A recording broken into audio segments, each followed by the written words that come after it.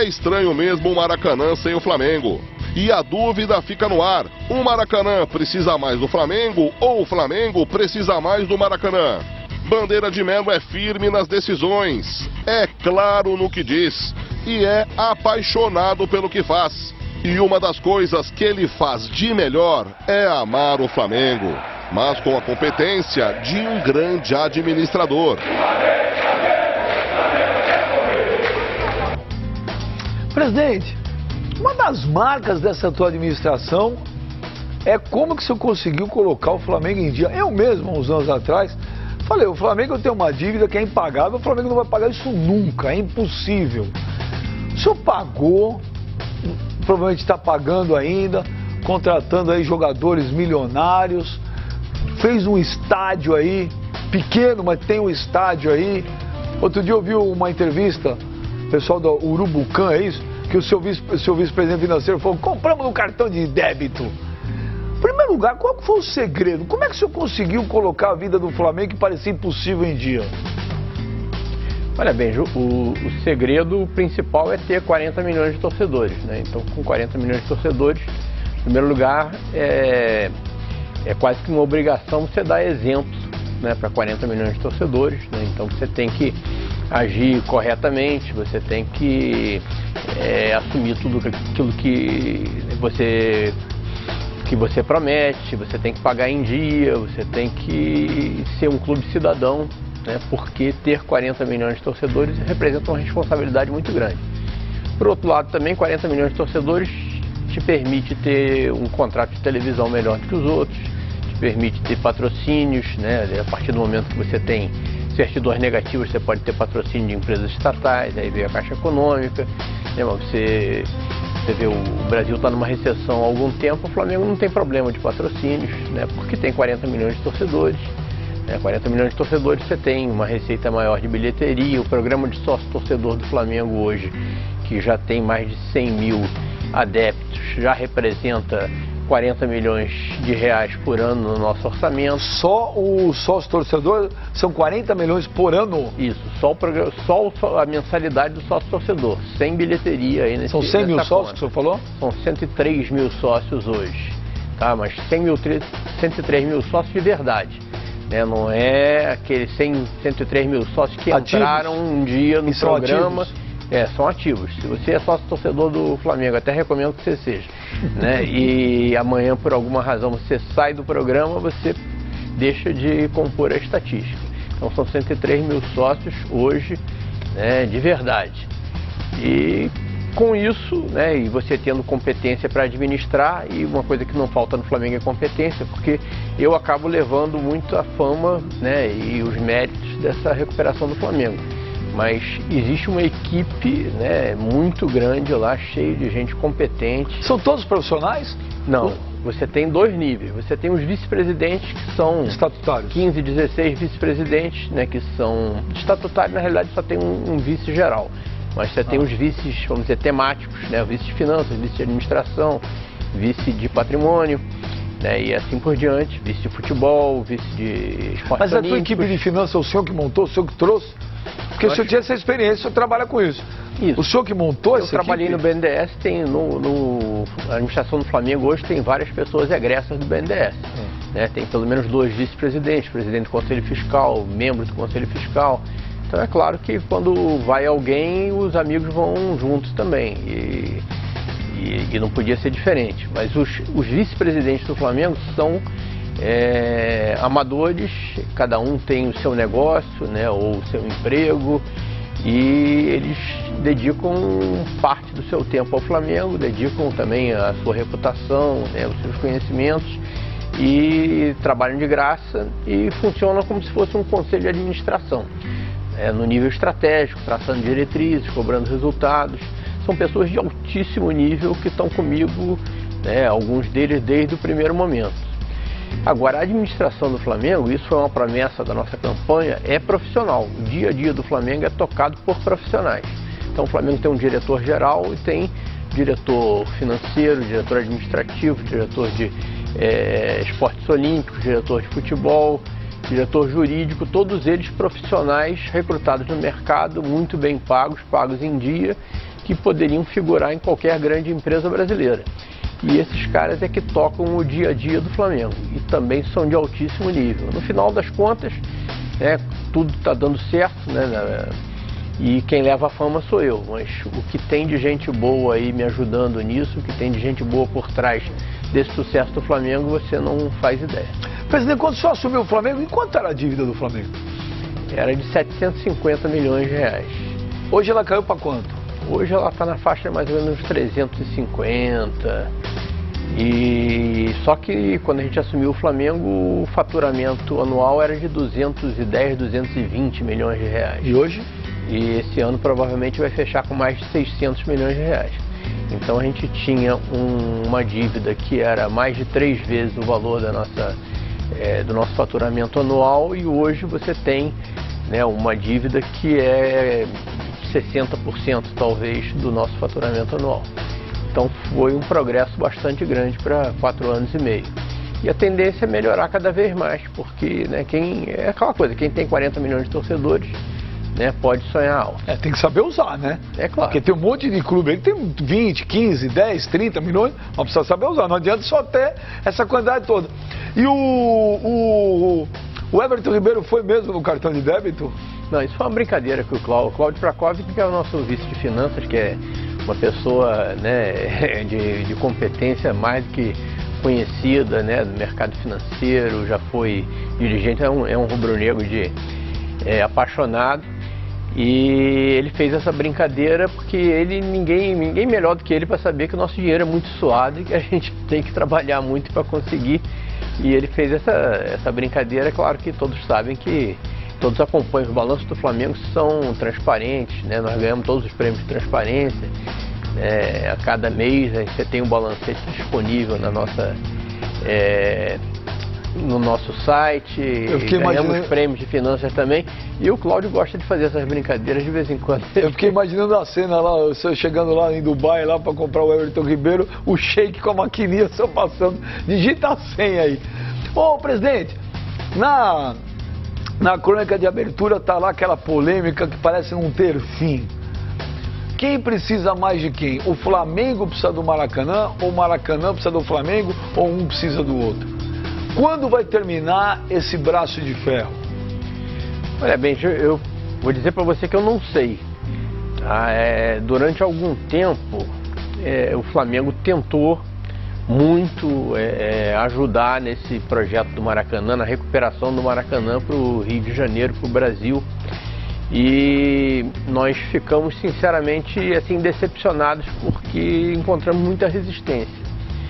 E efetivamente o Flamengo tem condições de sobreviver sem o Maracanã. O Flamengo tem projetos sendo analisados de estádio próprio, são projetos rentáveis, que são perfeitamente possíveis de serem viabilizados. Mas o estádio seria na própria cidade do Rio de Janeiro ou lugares um pouco mais afastados? Pode ser na própria cidade do Rio de Janeiro, se for afastado não é tão afastado assim. Temos várias localizações em vista, mas ainda não abandonamos a ideia do Maracanã. Mas se o senhor pega e constrói um estádio para 45, 40, 50 mil pessoas, o que acontece? Qual é o futuro do Maracanã?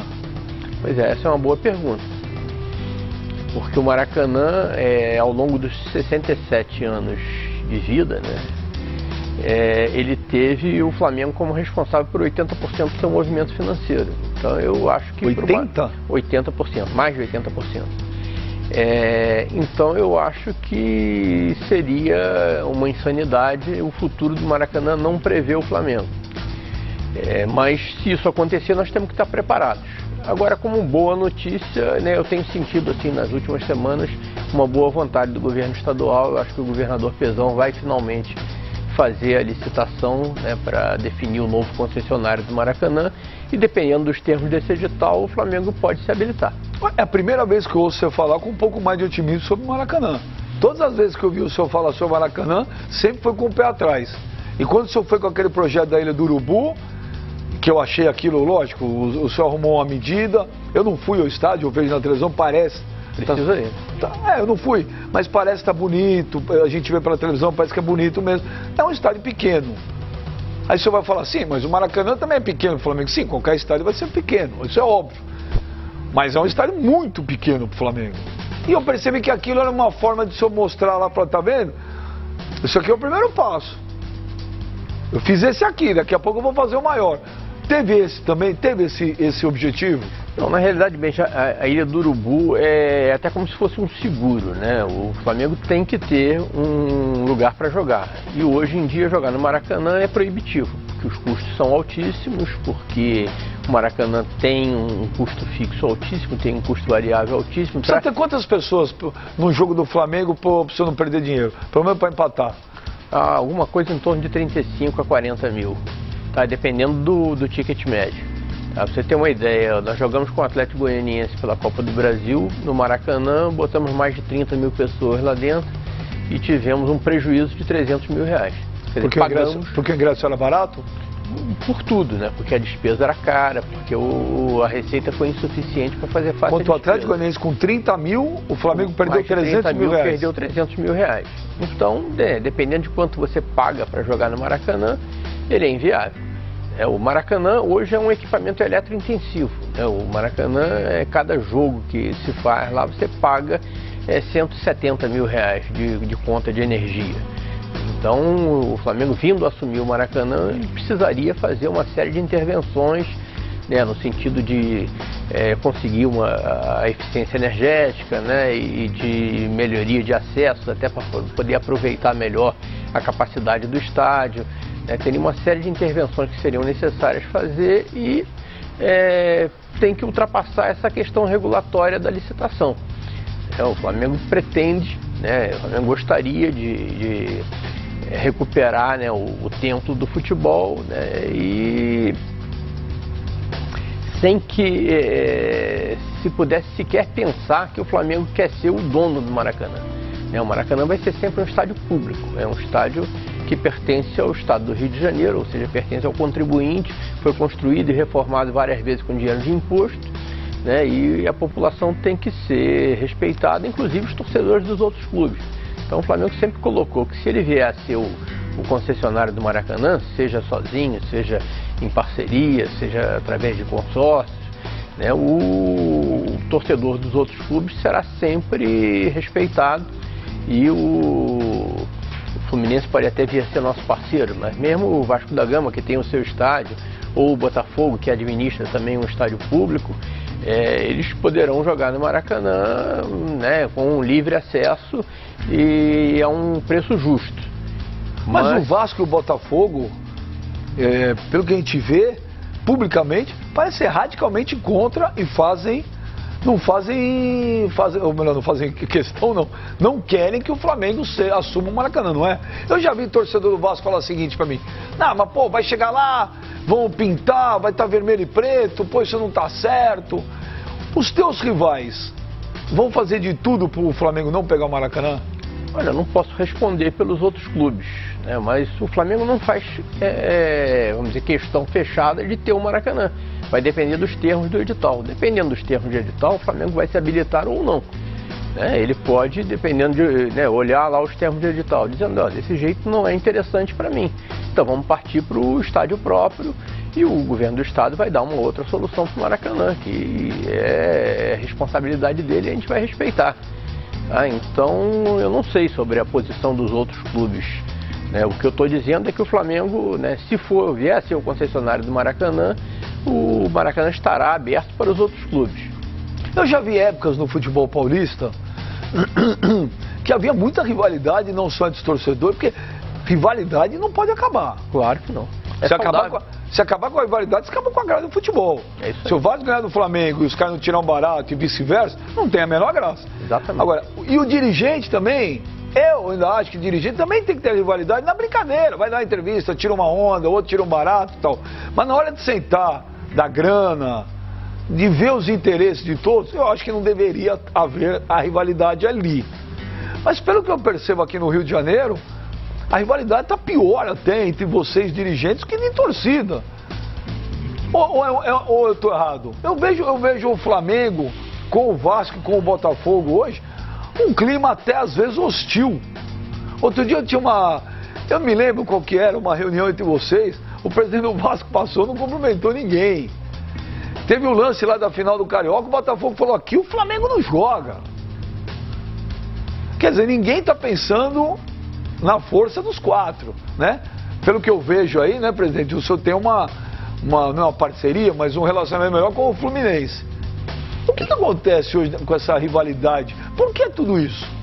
Olha, eu concordo com você que essa rivalidade predatória só faz mal, tá? Tanto que você se lembrou aí de alguns episódios, você não vai lembrar de nenhum episódio em que o Flamengo hostilizou os seus adversários. Eu tenho grandes amigos vascaínos, botafoguenses, tricolores, né? E nós nunca brigamos por causa disso, né? Porque eu sou Flamengo, né? E a pessoa torce pro Vasco, pro Botafogo, pro Fluminense. Eu acho que nós somos rivais dentro do campo e temos que ser aliados fora dele. E certamente uma atitude hostil do Flamengo para os outros você não vai encontrar. A gente busca a paz, mas nem sempre é possível. De vez em quando a gente, né, se encontra em algumas causas, né? Quando tentaram implantar a torcida única né, aí vocês se uniram. No Rio de Janeiro, né, pelo menos o Vasco da Gama esteve ao nosso lado, né? E trabalhamos juntos no sentido de evitar esse absurdo. E conseguimos, né? Essa questão do presidente do Vasco não cumprimentar, ele certamente, né, foi um esquecimento, assim, uma distração que pode acontecer comigo também, né? Acho que com todos os problemas que a gente possa ter, o presidente do Vasco é uma pessoa educada. Então, eu não vejo, assim, problema nesse sentido, não. Mas com relação a essa coisa do Maracanã, eu acho que é perfeitamente possível se chegar no entendimento. Por exemplo, como é que seria? Vamos lá, vai ter Vasco e Botafogo no final do Campeonato Carioca. Os caras precisam jogar no Maracanã, o Maracanã está sendo administrado pelo Flamengo. Vão jogar, claro que vão jogar o Maracanã. Não muda nada? Existe desde 1950, Vasco e Botafogo sempre jogaram no Maracanã. Se quiserem jogar, vão jogar, né? E vão jogar pagando um preço justo. Não queremos espoliar ninguém, nem vamos proibir os torcedores de Botafogo e Vasco de jogarem no Maracanã, mesmo jogos que não sejam entre eles. Tem, por exemplo, um Vasco e Corinthians, né? Um Botafogo e São Paulo, que quiserem jogar no Maracanã. É claro que o Vasco tem São Januário, que é um estádio, né, que é propriedade do Vasco, e o Botafogo administra o Engenhão, que é um estádio municipal. E eu entendo que, sei lá, 90% dos jogos desses clubes devam ser feitos nesses estádios. Mas se um dia eles quiserem usar o Maracanã, ou por algum problema de indisponibilidade, né, o Flamengo sendo concessionário, não vai ter problema nenhum, né? O primeiro turno do Brasileiro, o Flamengo jogou com o Vasco São Januário, foi o jogo daquela confusão toda. O segundo turno, o Vasco vai jogar na Ilha do Urubu? Ou o senhor vai preferir jogar para 50 mil pessoas no Maracanã? Não, no momento nós não estamos jogando no Maracanã pelas razões que todo mundo sabe, né? Então, no segundo turno, o Flamengo e Vasco vai ser na Ilha do Urubu e eu tenho certeza que vai correr tudo bem. Nós vamos ter agora dois jogos interessantíssimos na semifinal da Copa do Brasil. Vamos ter um Flamengo e Botafogo. E Botafogo e Flamengo. Esse também vai ser o jogo da volta, também é na Ilha do Urubu? Isso. Um jogo no Newton Santos, um jogo na Ilha do Urubu. Exatamente. Ô, presidente, de onde começou? Por que está todo esse clima agora com o Botafogo? Sempre teve também essa rivalidade entre diretorias Flamengo e Botafogo ou é uma coisa nova? Olha, da parte do Flamengo não tem. Eu acho que eu leio assim na imprensa, vejo declarações partindo do Botafogo, mas eu não vejo nem motivo para isso, nem você vai encontrar, vamos dizer, correspondência do lado do Flamengo, né? O Flamengo não tem absolutamente nada contra ter uma boa relação com o Botafogo, assim como eu tenho com os nossos, né, com os meus amigos botafoguenses. Então não vejo problema nenhum, não. Como eu falei, você não vai encontrar nenhuma hostilidade nossa com relação ao Botafogo. Ô presidente, o senhor é mó barato, né? Porque o senhor fala baixinho, estou sempre tranquilão, né? O senhor é um cara pacato e tal. E às vezes a gente vê o senhor em jogo do Flamengo, o torcedor te xinga, você xinga. Na hora que o senhor está lá no estádio, é o torcedor Bandeira de Melo, o senhor fica cego, fica louco. Você vê os caras te xingar, o senhor vai e xinga. Eu vi uma cena outro dia você xingando. O senhor fica maluco. Eu vejo os caras tentando te segurar. Calma, presidente. Ai, Eu exagero um pouco mesmo. Mas é porque é o torcedor. Eu sou torcedor, eu só sou presidente do Flamengo porque sou torcedor. Sou um torcedor apaixonado. E um dia resolvi ser sócio do Flamengo, aí virei conselheiro e acabei sendo candidato a presidente e estou lá, mas não deixei de ser torcedor. Esse é o meu principal atributo, sou torcedor do Flamengo. Agora, é claro que a gente tem que manter a calma, né? E muitas vezes eu não consigo porque eu estou lá de cabeça quente, acontece. O que o senhor não admite que te deixa tão louco? É alguém te xingar? O presidente do Corinthians estava um dia no jogo, ele perdeu a razão, ele perdeu, até por isso que foi, mostrou o dedo para um torcedor. Aí eu estava conversando com ele, falei, pô, mas você não pode fazer isso. Ele falou, pô, mas quer me xingar? Até pode xingar, mas me chamou de ladrão. Ele falou, ladrão eu não sou, eu fiquei louco. O que o senhor não admite que eu vejo às vezes, no último jogo, eu esqueci qual foi aí, eu vi o senhor fazendo assim, então, o que os caras falam que o senhor fica tão louco? Olha, eu não me lembro... Palmeiras, Flamengo e Palmeiras. Flamengo e Palmeiras, eu não me lembro exatamente, né? Muitas vezes a pessoa, né, xinga ou ofende, né? Você está ali perto e tal, não tem sangue de barata, você responde ali na hora, mas é uma coisa de pessoa para pessoa. Outro dia eu fui indiciado aí no STJD porque eu teria dado uma banana para a torcida. Na realidade eu dei a banana assim para um torcedor, né, que me ofendeu ali na hora e eu respondi, e a torcida de Florianópolis, inclusive, Florianópolis é uma cidade rubro-negra, né, então tá me tratando com todo carinho aquele dia. Eu fiquei mais de 1 hora ali no gramado, né, atendendo os torcedores e tudo. Teve um que extrapolou e né, fez lá um gesto feio e tal, me ofendeu e eu respondi. Não deveria ter feito, é claro. Mas na hora às vezes o sangue sobe, ou como naquela vez também aconteceu até com a Fox, né? Naquele jogo da Ponte Preta lá em... Esse eu lembro, eu tava no programa, foi um presidente, cara, ele tá maluco. Mas o que aconteceu naquele dia foi até a estreia do Zé Ricardo. O Flamengo vinha numa sequência ruim, tinha sido desclassificado na Copa do Brasil para o Fortaleza, e tinha um torcedor que lá todo mundo, quem não conhece ali o Moisés Lucarelli, o camarote da diretoria visitante fica bem em cima da torcida, da arquibancada da torcida visitante. É estrategicamente bem colocado. Exatamente. E tinha um torcedor ali que abdicou de ver o jogo para ficar de costas me xingando o jogo inteiro. E a Ponte Preta, inclusive, abriu o marcador, um gol ilegal, de propósito. E o Flamengo foi lá, empatou no primeiro tempo e no final do primeiro tempo um gol do Jorge, até a gente desempatou e o cara continuava lá me xingando. Aí eu apontei para ele, não vou repetir aqui na televisão o gesto que eu fiz e tal, mas eu apontei para ele, né, e insinuei que ele tinha se dado mal ali, né, porque o Flamengo tinha virado o jogo. E a Fox estava filmando. Aí deu aquela confusão, vocês sabem e tal, e eu... Mas o senhor falou aqui, meu grande atributo, minha grande qualidade aí é ser... Eu sou torcedor do Flamengo. Sou torcedor do Flamengo. E aí eu falo pro senhor, o senhor tá lá, o senhor vai em todos os jogos, né? O senhor nunca tá em casa, né? O Flamengo tá lá, o senhor tá sempre. Eu tô junto. Mas e aí? E o torcedor Eduardo Bandeira de Mello? A gente vê aí hoje, não vou falar números porque eu não tenho como medir isso, mas você vê uma série de críticas. O torcedor do Flamengo elegeu, tem alguns nomes na listinha para criticar. O Zé Ricardo, Márcio Araújo. O senhor como torcedor, como é que o senhor vê isso? O senhor também xinga na hora sozinho? Puta, mas que substituição ruim. Puta, mas que passe errado. O senhor xinga, o senhor grita. O senhor tomaria alguma atitude de torcedor que você não tomaria como presidente?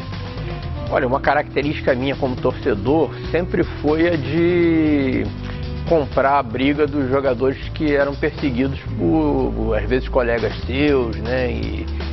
E ao longo da minha vida de torcedor, eu sempre tive essa característica, né? E como presidente, aí acho que isso é mais forte ainda.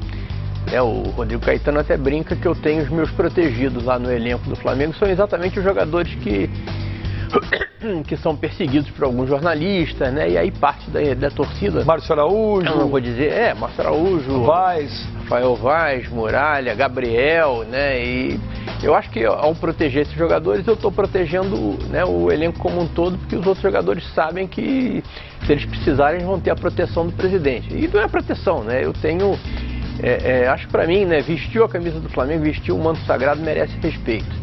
Né? Então, achincalhe, deboche, esse tipo de coisa que eu vejo, né, eu não admito de jeito nenhum, né? Principalmente vindo de profissionais. O torcedor tem direito de fazer o que quiser.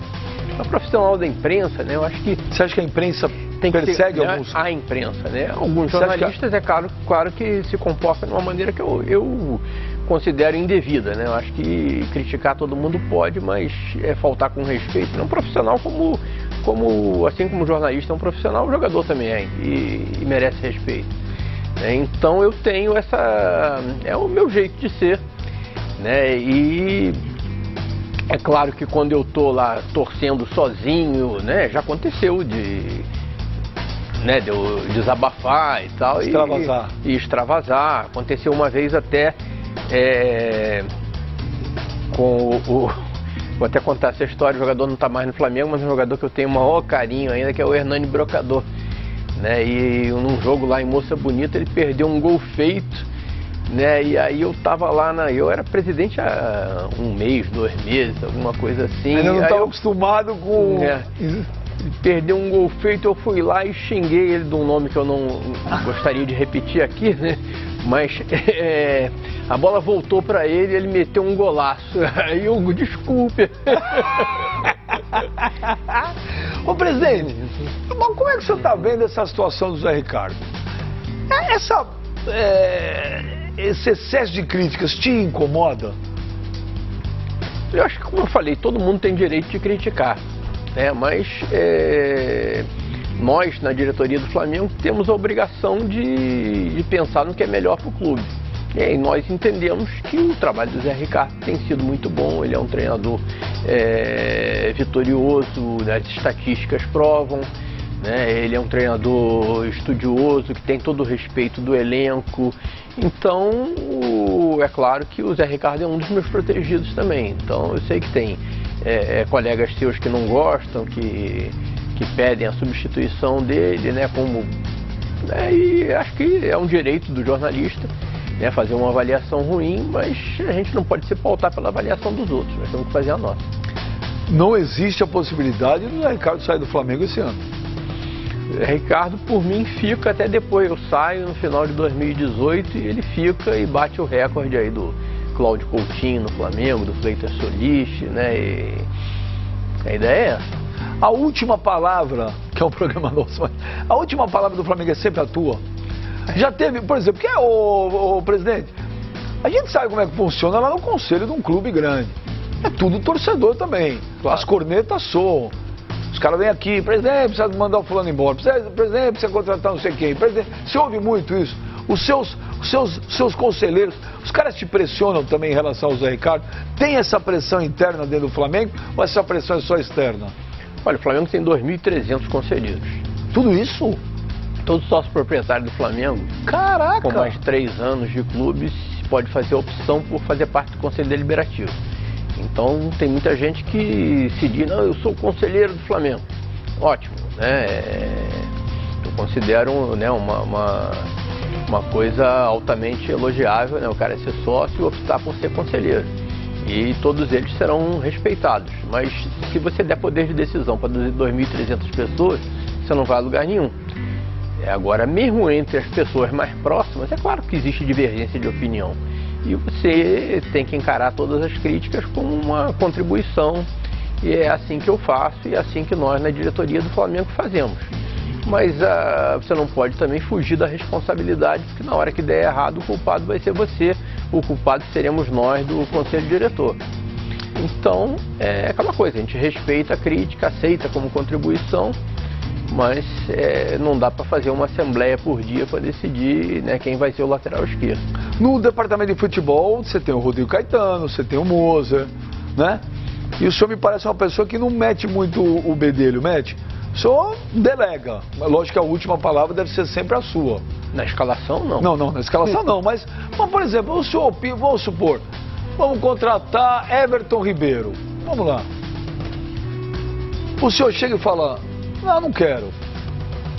Ou o senhor chega e fala assim, vamos contratar o Everton Ribeiro? No caso do Everton Ribeiro, eu não seria maluco de dizer que eu não quero. É porque eu peguei aqui um dos... Isso. Mas Giovânio, que não é um jogador tão estrelado quanto os outros, né? Por exemplo, Giovânio. Alguém chegou para você e falou, pintou por exemplo, contratar o Giovânio. O senhor fala assim, não quero. O senhor fala, eu quero.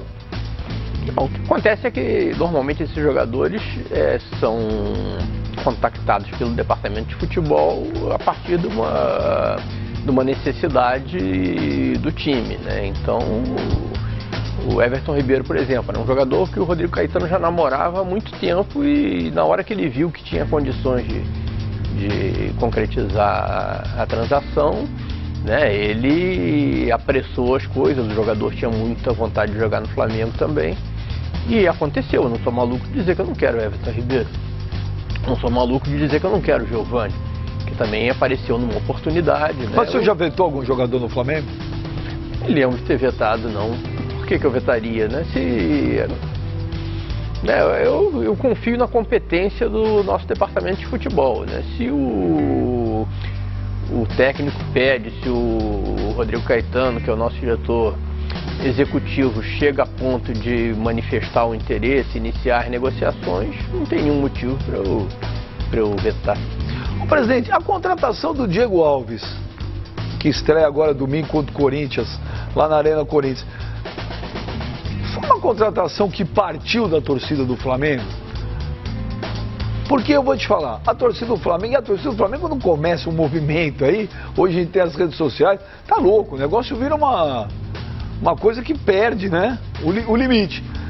E pô, tava lá Diego Alves, fizeram a hashtag Diego Alves no Fla, e Diego Alves, Diego Alves esteve aqui fazendo um programa com a gente, Boa Noite Fox, entrevistado, ele falou, olha, poxa, eu tenho o maior respeito pelo Flamengo, isso faz um mês e pouco, mas não sei de onde surgiu essa história, porque não tem nada, eu tô na Espanha, não tem nada. Tem a gravação, tem aqui, ele falou aqui pra gente. Pô, aí a coisa deu uma esfriada, de repente, Diego Alves, Twitter, Facebook, tudo Diego Alves. Foi a torcida do Flamengo que impulsionou essa contratação ou não? Não, é aquela coisa, eu sou torcedor do Flamengo, né? A torcida do Flamengo, é difícil você dizer, né? É como que a torcida do Flamengo se manifesta, né? Vários se manifestam através de redes sociais, né? Mandam WhatsApp, tudo, né? Mas a torcida do Flamengo, por exemplo, adoraria que a gente contratasse o Neymar, nós não temos condições. E o Neymar já falou que gostaria, né? Já falou umas duas vezes aí. Um dia ele vem. Você vai trazer um dia ele ou não? Um dia, quem sabe. Eu já não vou estar mais aqui, mas eu vou torcer para que, como torcedor, para que o Neymar venha. Você acha que não dá para furar os olhos do Paris Saint-Germain, não? Ali até dezembro de 2018 acho difícil a gente trazer o Neymar. Né? Mas se bem que outro dia também nessa história aí que você citou aí do torcedor brincando, do Cláudio passar a coisa no débito, né? Outro dia surgiu um texto que eu achei engraçadíssimo de que eu teria contratado o Neymar na esteira de bagagem do aeroporto de Paris e os euros estavam todos dentro da minha mala. Então eu atravessei a negociação com o Paris Saint-Germain e trouxe ele para o Flamengo. Precisa ser uma mala gigante, hein? Pois é. Precisa ser uma mala gigante. Mas e aí o Diego Alves? Conta aí. O Diego Alves foi uma oportunidade que surgiu, né? Ele estava de saída do Valência, né? Tudo através do nosso departamento de futebol, que fez os contatos, né? Ele manifestou um grande interesse de vir jogar no Flamengo e uma oportunidade que a gente tinha condições de concretizar o negócio e foi em frente. Né? Se ele era um sonho, né? Eu até falei, um sonho de consumo da torcida do Flamengo e tal, né? Melhor ainda, né? Porque juntou a opinião técnica com o desejo da torcida. Agora, o senhor protege, o senhor falou, eu gosto de proteger aqueles jogadores que estão sendo massacrados. Eu proteger o Zé Ricardo, o Márcio Araújo e tal. É que nem filho, você não protege, né? Se você tem um filho que está sofrendo bullying na escola, você não protege ele também? Não... Então, eu acho que é assim, acho que você vê, o jogador está jogando no Flamengo, suando a camisa, jogando sério, e aí de repente começa a sofrer uma perseguição que a gente não sabe qual a motivação, né? E profissionais e tal, acho que dá mais vontade de proteger, né? Mas isso, ao longo cara da história, isso aconteceu com o Flamengo, né? Aconteceu com, só para falar assim dos últimos anos, né? Eu lembro, o Júnior Baiano era muito perseguido, né, por alguns jornalistas, né? Eu não era nada no Flamengo, mas na arquibancada eu brigava por ele, né? O Obina chegou a ser ídolo da torcida do Flamengo. Em determinado momento começaram a perseguir o Obina e tal. Não dá vontade de proteger o Obina, o Souza, Caveirão, né? Eu lembro o Andrezinho, que agora está no Goiás, foi da base do Flamengo, né? Ele foi de todas as seleções de base, então tinha uma carreira promissora para fazer no Flamengo, e de repente começou a ser perseguido, e isso afetou o rendimento dele. Teve que ser negociado, eu não estava no Flamengo, não sou responsável por isso, mas teve que ser negociado, mas não condeno também, teve que ser negociado, acho que para a Coreia, até coisa. Depois voltou, jogou em vários clubes aqui no Brasil e não voltou a jogar no Flamengo. É um jogador formado no Flamengo que foi perseguido por parte da imprensa. Alguns torcedores compraram a briga e acabamos talvez perdendo um jogador que poderia ter sido mais útil para nós. Esses são alguns exemplos. O Imperador, o senhor protegeu ou não? O Imperador, eu, como torcedor, protegi muito, né? O Imperador... Você ainda tem a vontade de trazer ele? Que um dia você deu uma entrevista para mim, até contou, uma vez o senhor me deu uma entrevista e falou, vou te contar um negócio que eu não contei uma vez, vou te contar um negócio que eu nunca contei. O senhor falou para mim pela primeira vez. O Imperador voltou, né? É a Operação Imperador que eu fui, ele falou, o senhor tem 3 filhos, né? Tem. O senhor falou, meus filhos não sabiam. Lembra que o senhor me falou isso? Falou, vou te contar aqui, ô Benja, a primeira vez. O senhor foi na casa do Imperador, falou, vou te fazer uma proposta. Não foi na casa dele. Foi onde? Fizemos foi um sócio, né, ex-dirigente do Flamengo, o rubro-negro doente, o Zé Carlos Cheirinho, que era muito amigo do Adriano, e ele intermediou um encontro logo depois da Copa do Mundo.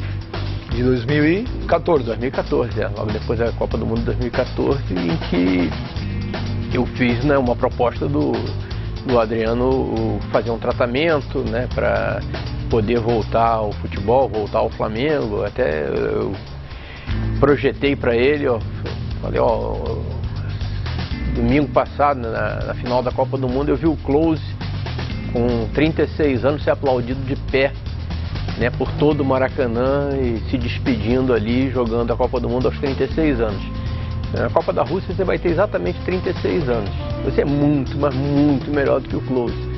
O Flamengo está precisando de ídolo, vamos fazer isso. E ele, claro, temos que respeitar e tal, achou melhor não embarcar nesse projeto, porque ele tinha, acho que, intenção de ir para os Estados Unidos e tal. E eu falei que eu não contei para os meus filhos, porque eu tenho certeza que se eles soubessem que eu ia conversar com o Adriano, eles iam para a porta da casa do Cheirinho lá e ficar gritando, o Imperador voltou. Porque o torcedor do Flamengo tem um carinho por ele até hoje, né? Eu tenho também, gente. O Adriano, tenho certeza que se ele estivesse jogando hoje, você não estava discutindo aí quem é o número 9 da seleção brasileira.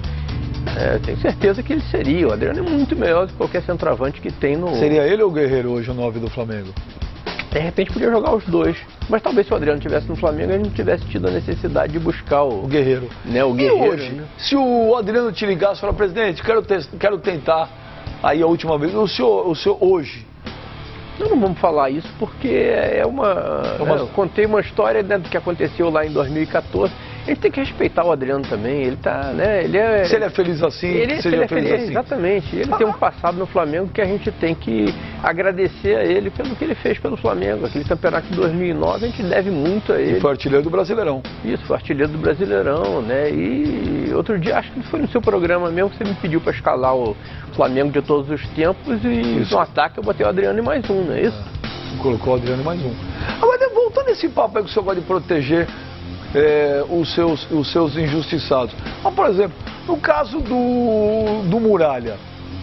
Muralha vive uma fase ruim. Não vou falar que ele é mau goleiro, mas o momento do Muralha é mau. O senhor não acha que às vezes comprar demais uma briga, o senhor se expõe demais com a torcida, com todo mundo? O Muralha não vive um mau momento? Que é normal, todo jogador vive um mau momento. Não estou falando que ele é mau goleiro, mas o momento é ruim. O momento é ruim, a torcida, ele não passa confiança, ele parece estar inseguro. Não precisa falar, vai um pouquinho, tira, sai do foco. Não, mas essa, quer dizer, é uma avaliação de vocês que eu respeito. Agora, eu não interfiro em escalação, seja do goleiro, seja de qualquer outro jogador. Agora, o Muralha, há 6 meses atrás, estava na seleção brasileira. Então, um mau goleiro, com certeza, ele não é. Eu falei, um mau momento. Isso, pois é, ele é um excelente goleiro que pode ter passado por um mau momento e que certamente, dentro de algum tempo, que eu não sei se é um dia, 2 dias, 2 meses, 3 meses, né, ele vai voltar a jogar em alto nível. É questão de definir o momento certo para isso. Agora, é um ser humano que merece respeito, um jogador que honra aí a camisa, né, que trabalha com dignidade, com seriedade e que merece respeito. Se alguém quiser criticar a atuação dele como goleiro, eu vou respeitar. Agora, chamar de mão de alface, como fizeram essa semana aí... Mas o senhor fala o quê? Torcida ou imprensa? Imprensa. A torcida, né, tem direito de fazer tudo, né, e né, não tem responsabilidade. Paga lá o ingresso, paga... mas agir com falta de respeito, com deboche, com achincalhe, isso realmente eu não aceito. Né? Podem criticar ele ou qualquer outro jogador se acharem que está jogando mal. Mas vestir o rubro-negro não tem para ninguém. Botou a camisa do Flamengo, não pode ser desrespeitado. Com o Márcio Araújo também é um exagero? É uma perseguição exagerada, na tua opinião? De algum jornalista. O jornalista tem direito de ter a sua opinião. Eu não vou negar nunca esse direito a ninguém. Mas eu prefiro ficar com a opinião de quem entende. O Márcio Araújo foi titular no Atlético Mineiro, no Palmeiras, no Flamengo. Somando os jogos que ele tem nesses 3 grandes clubes, dá mais de 600 jogos dele como titular. Tem muito jogador que não tem isso, nem em time pequeno, todos os treinadores que passaram pelo Flamengo e passaram pelo Palmeiras, que passaram pelo Atlético, avaliaram bem o Márcio Araújo.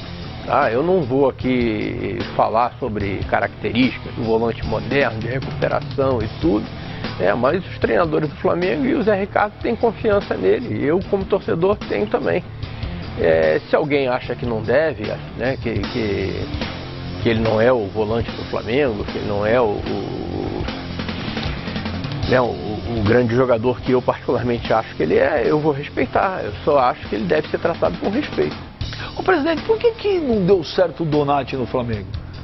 Pô, o Donati, eu lembro lá, brigou lá na época com o São Lourenço, que queria vir jogar no Flamengo, o Flamengo queria que ele viesse, chegou, foi uma festa. O que aconteceu? Qual foi o problema do Donati? Eu acho que não teve problema, Ele enfrentou alguns problemas de contusão, e ficou afastado da disputa pela titularidade durante algum tempo. Os zagueiros que estavam jogando no Flamengo estavam correspondendo e ele ficava no banco quando não estava contundido. E acabou tendo uma proposta lá do futebol mexicano que ele preferiu aceitar. Nós trouxemos o Rodolfo, e agora o Donati deixou uma excelente impressão para todos nós lá no Flamengo, a atuação dele na Libertadores ano passado pelo Rosário foi excelente, inclusive fazendo gols e tal. E eu desejo boa sorte pro Donati lá no Tijuana. Então, nós vamos fazer o seguinte, olha, você que está em casa, eu, nação, tá aí, ó. Daqui a pouco eu vou perguntar para ele se ele só vai ser presidente do Flamengo ou se ele pretende ser presidente de outras coisas por aí. Você pode mandar suas mensagens pra gente, pro presidente do Flamengo, hashtag EBMFoxSports. EBM Fox Sports está aparecendo aí no GC. Manda suas mensagens aí, porque se a gente fala de Flamengo, fala pro mundo inteiro, tá louco. Tem Flamengo rubro-negro em tudo que é lugar, Tá louco, É verdade, 40 milhões. Em tudo que é lugar. Nós vamos fazer um intervalo e tem mais Eduardo Bandeira de Mello aqui no Aqui com o Bem, gente. Já volto.